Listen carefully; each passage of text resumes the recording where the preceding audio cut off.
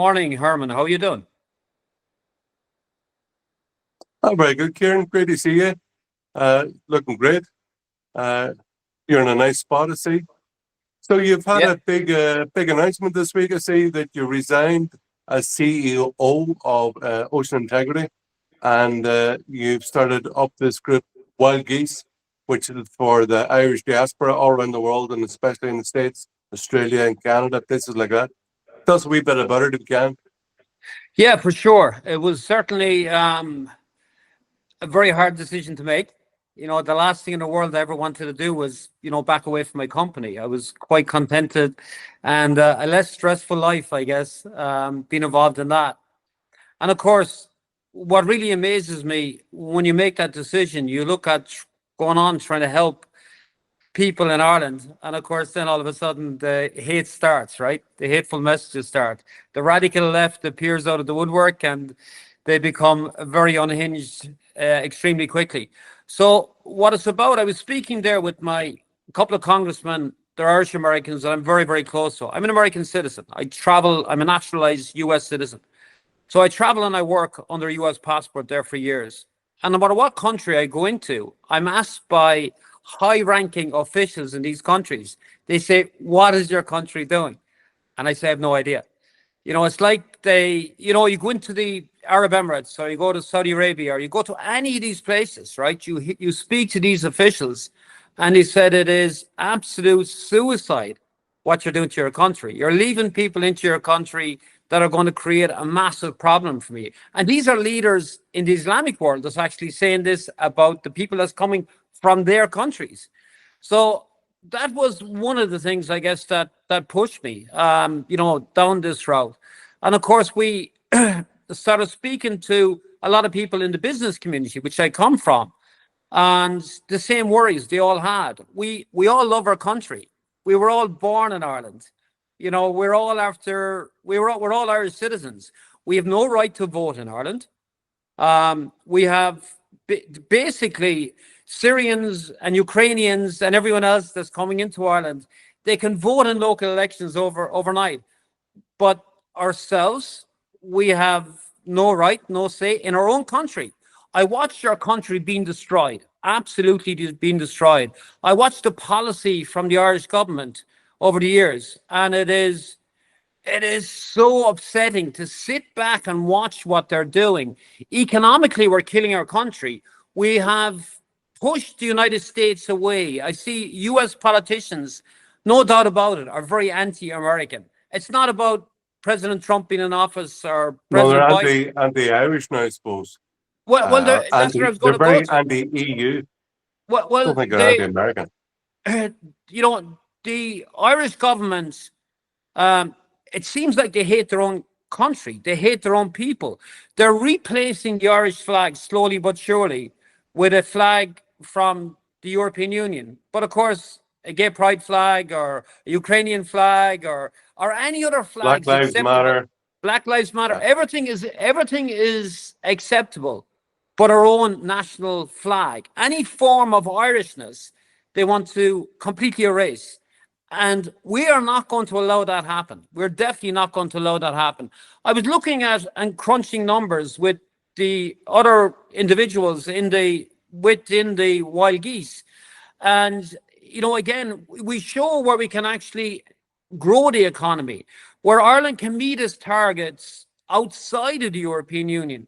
Imagine, now Ireland is facing fines of tens of billions of euros for not meeting its climate targets, right? That's right. Yeah, yeah. But if you look at the basics of that, if Ireland increased its herd of cattle by 1 to 2 million cattle, right? Instead of decreasing it like the radical elements of the left within the Irish government want to do, actually increase it, we could actually become carbon neutral by doing that. When you Well, think about it. let's look at the economic argument of Ireland becoming once again a sovereign independent country. Because we're members of the EU, we give net at least 1.1 billion euro every year. We contribute. That's our net contribution to the EU every year. On top of that, EU fishing boats, since we joined the common market over 50 years ago, they have taken 215 billions worth of fish out of Irish waters, right? It's a huge amount of wealth, not in cash terms, but 200 billions worth of fish. On top of that, remember in 2010, 2011, the EU Commission, the European Commission imposed 64 billions worth of private bank debt on the Irish taxpayer. That is an awful lot of money. On top of that, you have 20 billion euro. They plugged the National Pension Fund that Charlie McCreevy set up. That's another 20 billion euro. And then, as you say, there's all these fines unless we meet the targets that they set out for Irish people, that they're going to fine us billions of euro every year. And look at the stupid deals that, like, for example, Micheál Martin signed there, I think it was in June 2021, where he signed up for the so-called EU Recovery Fund. He actually agreed a deal where we would potentially be liable for 18 billion euro, and in return we would get less than 1 billion euro back. So it doesn't make any sense whatsoever. Economically, EU is terrible for Ireland. It's a drain on our resources, and we got to ask, why are we paying old men we didn't elect to make laws that we don't need? And on top of that, to do with trade, we sell at the moment 32% of all Irish goods are exported to the US, right?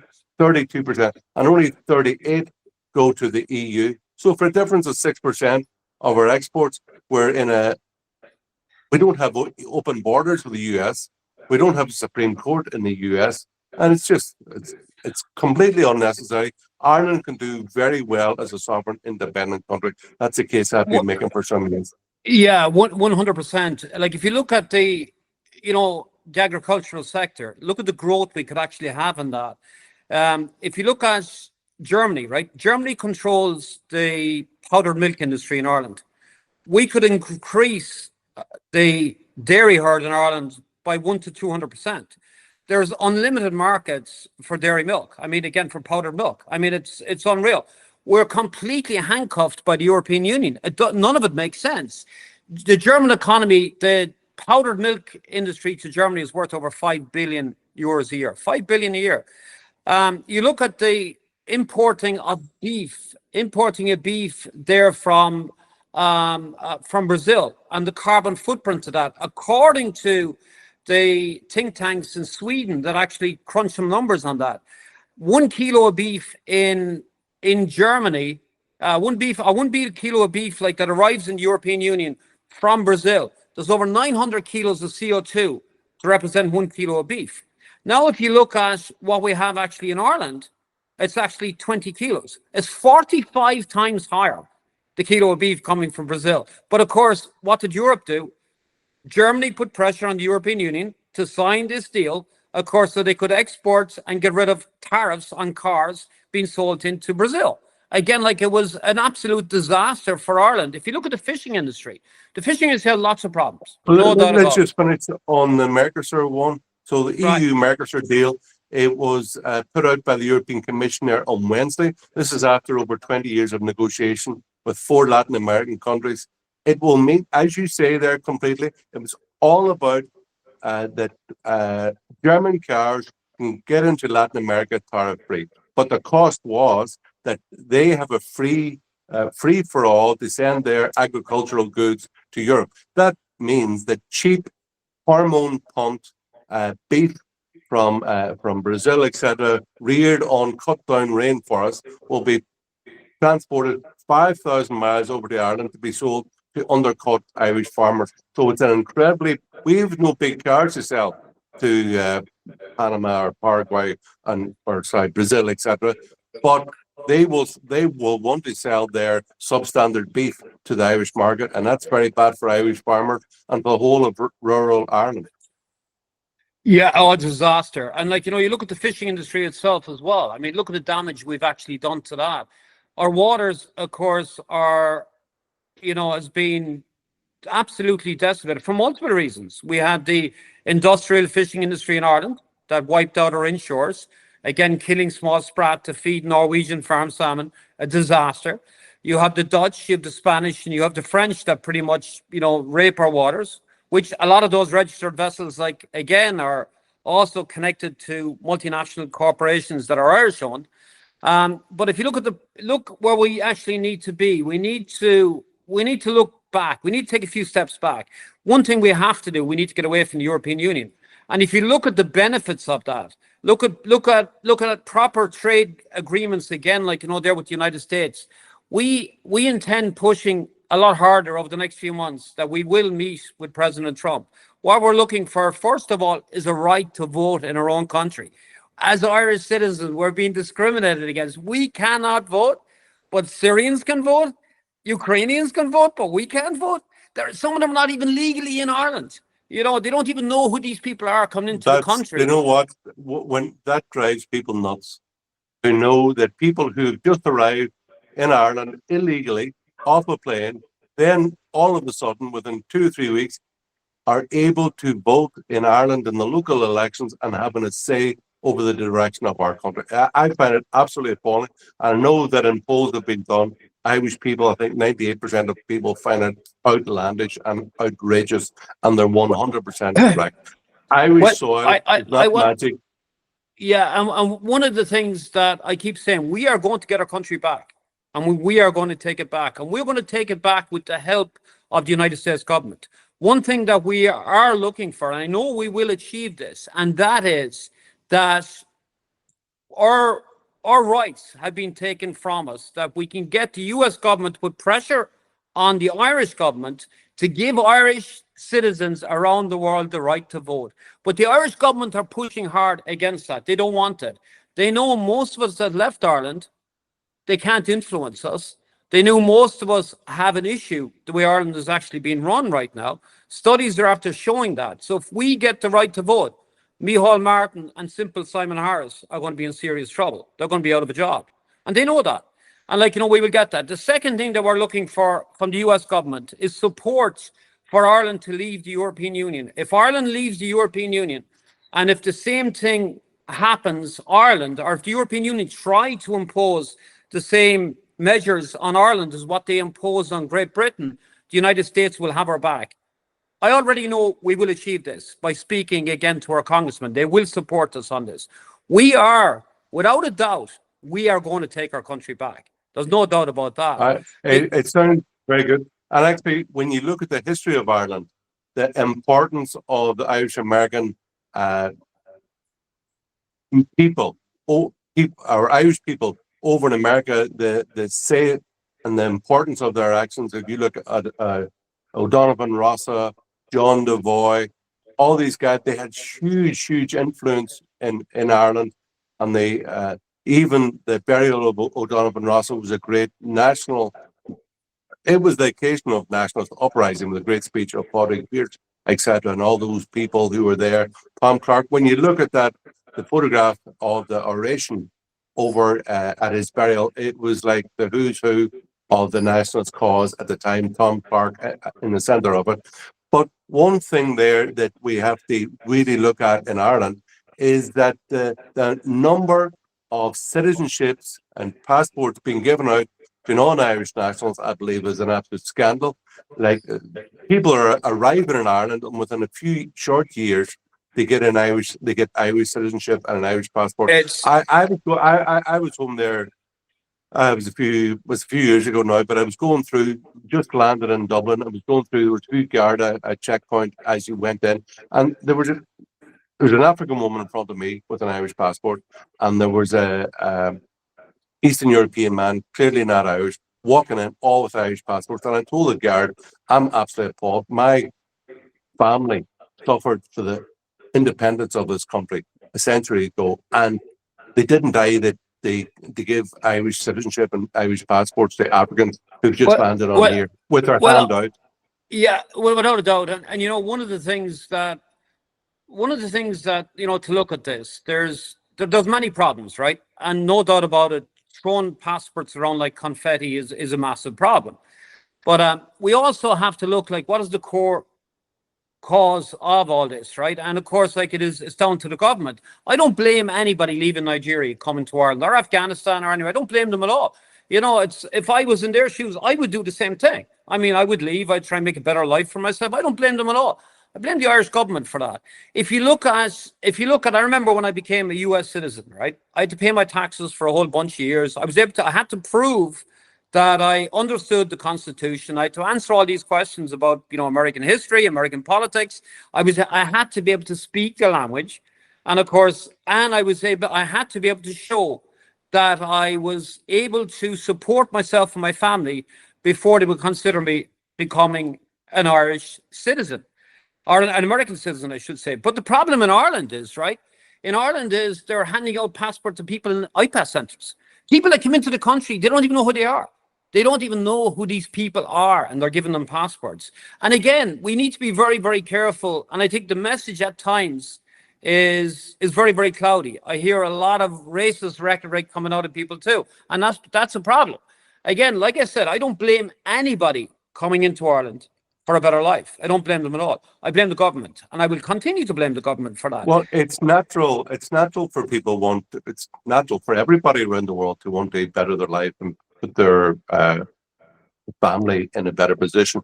But it is the responsibility of the government to ensure that there's proper borders to stop reckless mass immigration that we have into Ireland. When you have a government that of unvetted males coming into Ireland, we don't know who they are. And right, as you say, within a short period of time, when you have a government that no longer represents the Irish people, that a government that's working for the Parliament in Brussels, they're instead of us. I mean, that there lies the problem. I mean, if you just look at where we're after going, look at the problems we have, look at the social problems we have. It was estimated last year, again, like the figures are not out, but estimated last year, over $8 billion, or euros, sorry, was spent on NGOs last year, over 8 billion, right? We would, again, look at that as coming from with a business mind. Stop funding the NGOs. Again, you cannot even consider them to be NGOs. They're controlled by the Irish government. They're just mouthpieces for the Irish government. Stop funding them. That money, straight away, we can eliminate the homeless problem. We can continue to build houses in Ireland, thousands of houses, bring Irish nurses back from Australia and everywhere else to work in Ireland. People want to come home. We'll bring these people home. We'll make our country a lot stronger. Economically, we can turn the country around to be great for the Irish people instead of great for everyone else around the world. That's what we believe in ourselves. Yeah. No, the whole thing that I know there's 4,000 doctors working abroad outside. Irish doctors living abroad. I think there's 4 times that number of nurses working abroad. So it's colossal. I think there's 13,000 Irish nurses working in the HSE, HS in the UK. So we have so many experienced, talented, well-educated people living abroad. We've got to give them that possibility and the help that they can come back, that they can use their talents in Ireland, and to do that, to give them room to give them a home here. These people who have come to Ireland either legally or like any non-nationals, non-citizens in Ireland who are a drain on our resources must be sent home or just put out of Ireland. I want to tell you a story about that. To give room for Irish people. Since you brought that up there, Herman. Back in 2010, I had a bad accident on my boat in the Pacific Ocean. So I ended up after a brain surgery in Mount Sinai Hospital in Manhattan, coming back to Ireland, and the cerebral fluid started leaking out the back of my head. So I ended up anyway in Cork University Hospital. I was there for 6 weeks in isolation, meningitis, nearly died, all that good stuff, right? But when I was there, I became really good friends with the staff. There were some amazing doctors there, young Irish doctors. And this one guy in particular come in every day and he would have this conversation, sit down, and he would love to talk. He was getting ready to head over the next 6 months. He was leaving and he was heading to Australia. And he said he would come in one day and he had 2 other doctors with him. And he said, I want to tell you a story, something that happened here last week.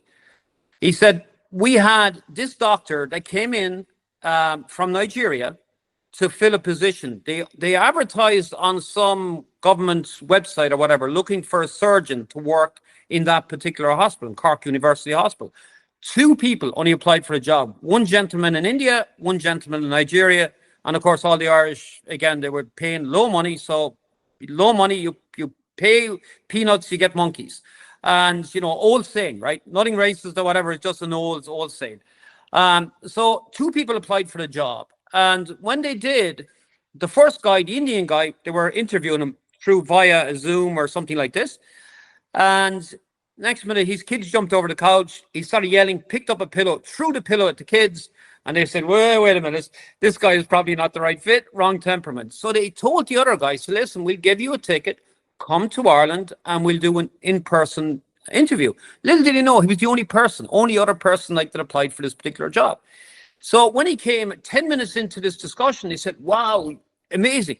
This is fantastic. And congratulations, you have the job. Come on, let's show you all around the wards. So as he was going around, the HR lady was putting away all the files, and she looked at the document, and she looked at it and she said, no, this is not the original document. So she walked after him, followed him. She said, excuse me, I forget the guy's name, doctor, whatever. But this document, have you got the original document? And he said, of course, no problem. I'll be back in a minute. I'll go to my car, have it in my car. That was the last they saw of him. He went to his car, went to the airport, and he flew back out of the country. The document was fraudulent. It was a counterfeit document. Imagine if that lady in HR did not see that. This guy was going to be carrying out surgeries on Irish people. Like, we need to get our own people back into the country. Let me tell you that now there's a case up in Derry where I'm from many years ago when I was even younger, Miyazaki, as I say, that there was a surgeon doing a lot of surgeries up in Derry. There was a lot of mistakes, and they went, check, who is this guy? I think it was Pakistani. Who is this doctor? We had to go back and check his qualification. They found out he was an anaesthetist. It wasn't a surgeon at all. And actually, I had a case here with my daughter last week who was in for collarbone surgery, needed a pin in her collarbone. The guy did an x-ray and stuff and said, maybe you don't need surgery. And my daughter says, but I have a bone sticking out my chest. Like, who is this guy? What are this guy's qualifications? There's 4,000. Look, there's another big point, and the Americans have been very sharp on this, that reckless mass immigration also has not only security and cultural problems, but also economic consequences. That really, oversupply of cheap labor lowers wages and also increases demand for housing and pushes up house prices. And that's where we are at the minute, where Irish people cannot find an apartment to rent, a house to buy, and the wages are too low. And therefore, all these nurses and doctors are going off to Australia where they're well paid, and we are taking in these, I would say, in many cases, substandard doctors who aren't trained to the high standards that Irish doctors are, and we are bearing the consequences of it. But Ireland, if we had a proper patriotic nationalist government in Ireland, Ireland would be absolutely flying. We could build a great country back again. Yeah, before we get on to the last thing, and this is about trying to bring some type of unity within the nationalist movement. Everything you're saying is correct. But on a national security issue, I do know America is starting to be very worried, right?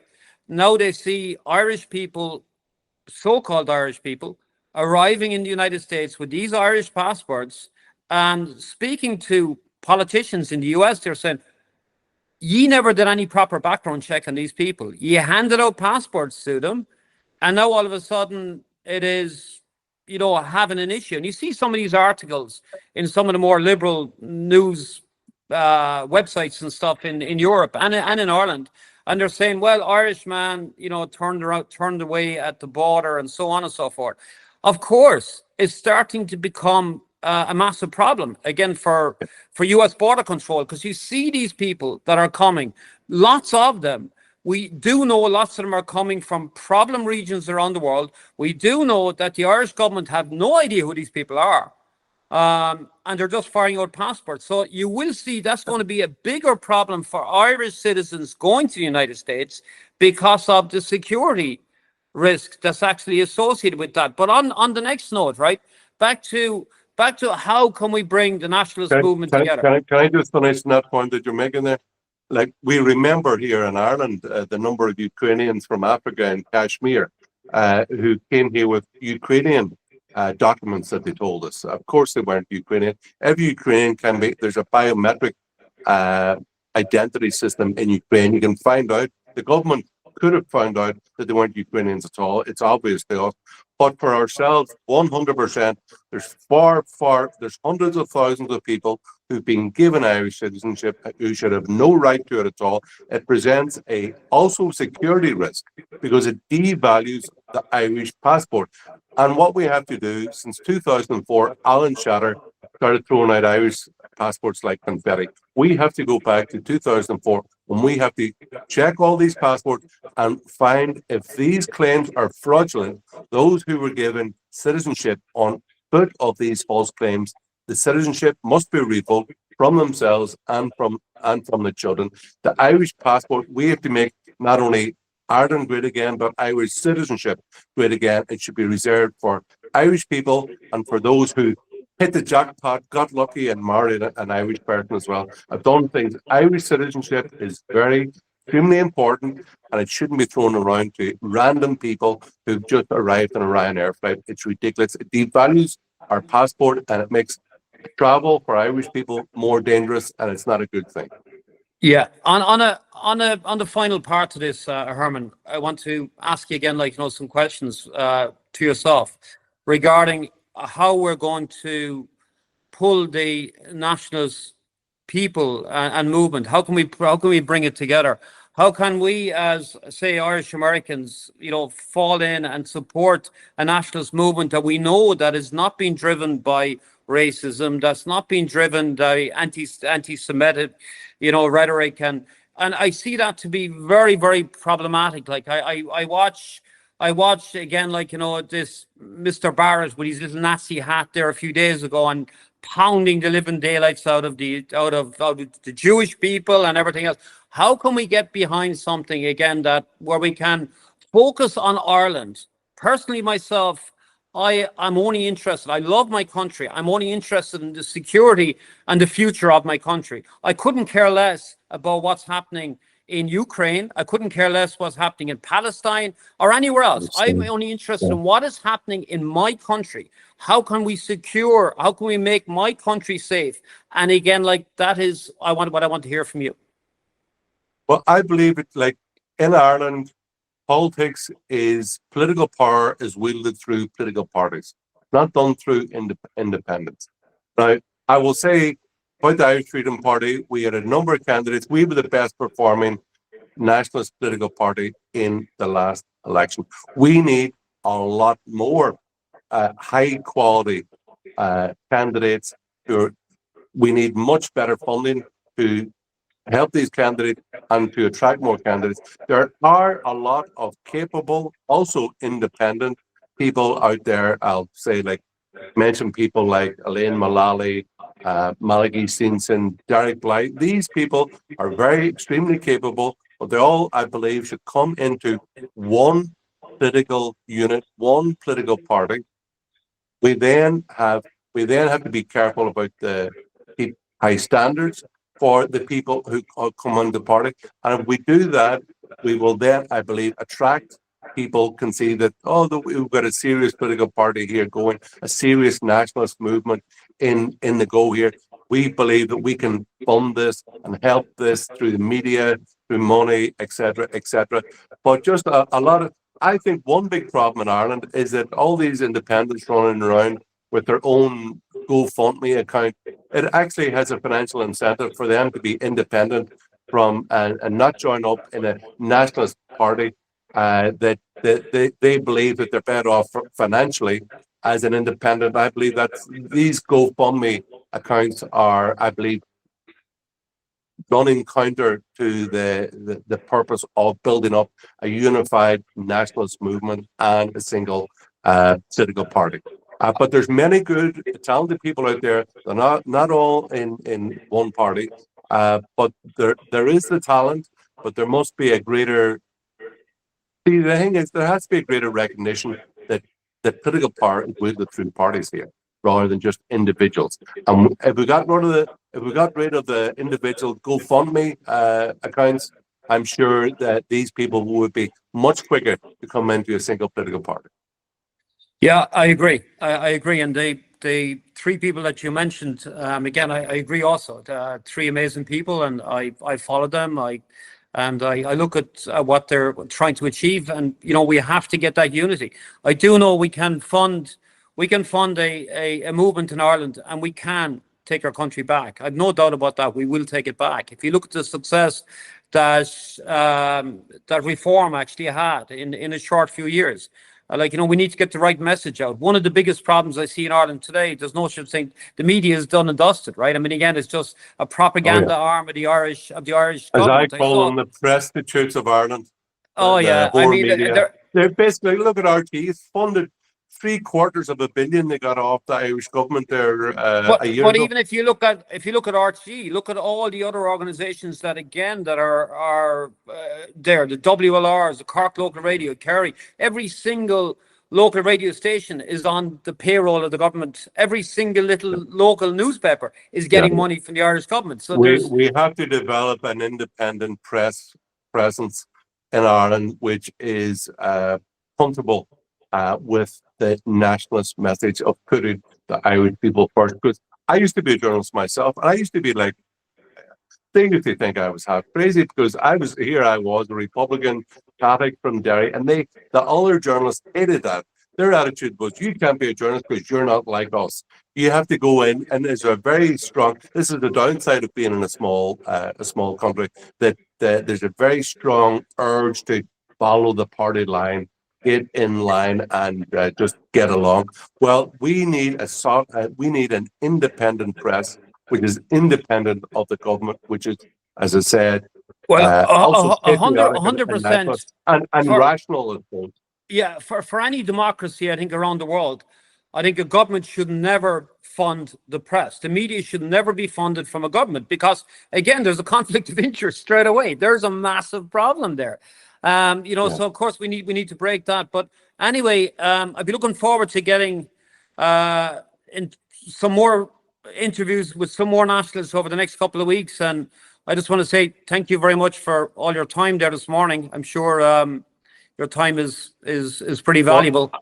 I hope like you're a man who's achieved great things in your life.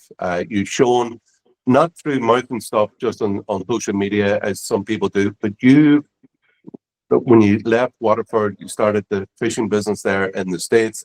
You started up Ocean Integrity. You and your firm have collected more plastic out of the ocean than any firm in the world. You have achieved. Ireland needs people who have a track record of achievement, that it will attract other high quality people to the same cause, and other people you will find, I hope, and I'm sure you will, that many high quality patriotic people will come to your cause because they can see, here's people with a track record of achievement and patriotism, and I'm willing to give this man my trust. So I wish you the very best in your endeavors as well. It's important, not just for myself or yourself personally, but for Ireland and for our children. Of course. On that note, thank you very much. Gore Maggots. For Margaret. Slán. Very good. Thanks, Karen.